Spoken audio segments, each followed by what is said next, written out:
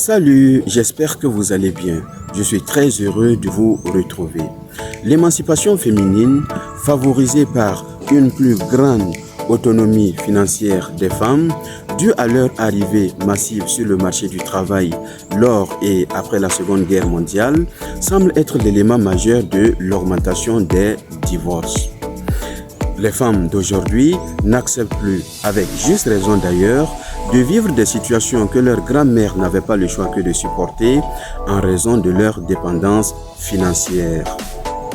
Mais lorsqu'on sait que 65 à 80% des demandes de séparation sont faites par les femmes, on peut pertinemment se demander s'il n'y a pas là un vrai dérapage. Les gens, hommes et femmes, divorcent parce qu'ils ne sont pas heureux dans le couple ou tout simplement parce qu'ils n'arrivent pas à se développer sur le plan personnel.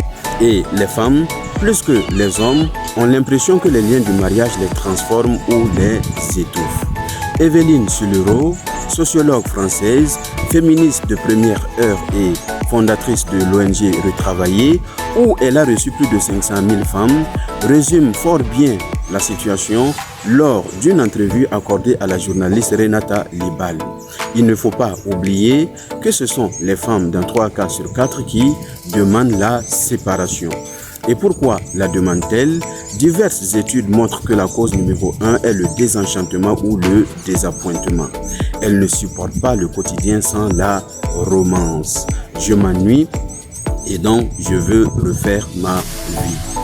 Il serait toutefois sexiste, voire même injuste de faire porter tout le blâme et l'anathème sur cet égoïsme féminin, car de nombreux hommes ne remplissent pas véritablement leur part de responsabilité conjugale et domestique. De nombreux hommes inconscients et irresponsables considèrent leurs femmes comme acquises et ne font plus les efforts nécessaires pour parvenir à l'harmonie conjugale, ignorant même par là, sciemment ou inconsciemment, les nombreux appels et avertissements de leurs partenaires sur leur insatisfaction conjugale.